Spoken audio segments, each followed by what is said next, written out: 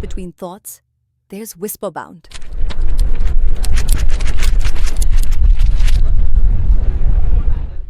Hey there, and welcome to today's episode. Let me ask you something. Have you ever felt like being quiet means being overlooked? Like the loudest person in the room gets all the attention, even if your ideas are just as powerful, or maybe even better? Well, today we're diving deep into the world of introverts, inspired by Susan Cain's groundbreaking book, Quiet: The Power of Introverts in a World That Can't Stop Talking. Here's a surprising truth to kick things off.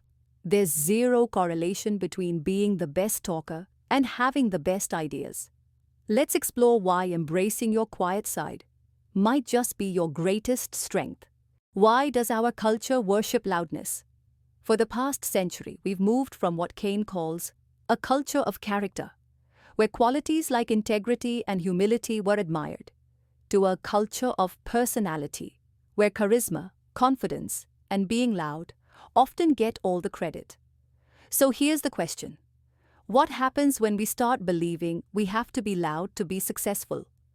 For many introverts, it means feeling like they need to fix something that was never broken in the first place. The world pushes us to be bold and gregarious, but introverts bring quiet strengths the world deeply needs. What makes introverts so powerful? Think about the people who changed the world by going inward before going outward. Einstein, Rosa Parks, Bill Gates. What do they have in common? Not volume, but vision, reflection, focus. Introverts are idea incubators. They're not always the first to speak, but when they do, people listen. So maybe being quiet isn't weak. Maybe it's wise. Are brainstorming sessions killing creativity? We love team huddles and open plan offices. But research shows something surprising. Do people actually create better ideas alone than in groups? Often, yes. Why?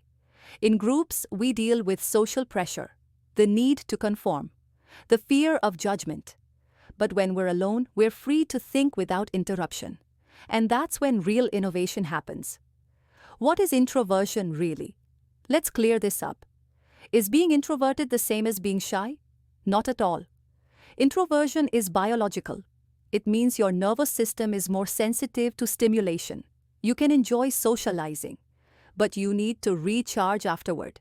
Understanding this helps us build better lives, better schools, and better workplaces, not by changing introverts, but by valuing how they're wired. Can quiet people be great leaders? Absolutely. Some of the most respected leaders in history were introverts. Abraham Lincoln, Mahatma Gandhi, Warren Buffett. So what does introverted leadership look like? It's calm, it's thoughtful, it listens before it acts, it empowers others instead of overshadowing them. And in today's noisy world, that kind of leadership is more important than ever. Are introverts misunderstood? Let's bust some myths. Are introverts antisocial? No. Bad at communication? Nope. Awkward? Not necessarily. Introverts often thrive in one-on-one conversations and bring depth and empathy into relationships. They just need time to recharge. Once you get that, everything changes. How can we support quiet kids? If you're a parent or teacher, this part's for you. Is your quiet child broken or just different? Different and wonderful. Instead of forcing them to come out of their shell, help them build strength inside it. Give them space. Respect their need for solo time. Help them engage socially at their own pace. That's how we raise confident, resilient kids, by meeting them where they are. Can introverts step out of their comfort zones? Yes, and they do it all the time. Cain introduces a concept called free trade theory. Introverts can act out of character when driven by purpose. Need to give a speech? Lead a meeting? Champion a cause? You can do it, if it matters to you. The key? Create restorative niches afterward. Time to recharge, reflect, and return to your natural rhythm. What do great workplaces for introverts look like? The best organizations don't force one-size-fits-all communication. They ask, how can we help both introverts and extroverts thrive?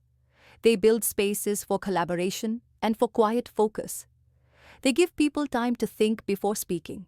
They let leadership emerge from both personality types.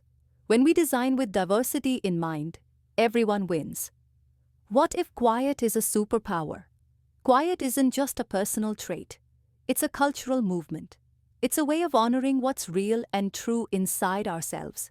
It's saying, your voice matters, even if it's soft. Your way of thinking is valuable, even if it's not loud. As Susan Cain says, the world needs introverts, and that means the world needs you, just as you are. Final thoughts. So whether you're introverted, extroverted, or somewhere in the middle, ask yourself, am I honoring my natural rhythm or forcing myself to fit a mold? Quiet can be powerful. Quiet can be creative. Quiet can lead. If this episode resonated with you, share it with someone who needs to hear that their quiet nature is not a flaw. It's a strength. Until next time, honor your quiet power.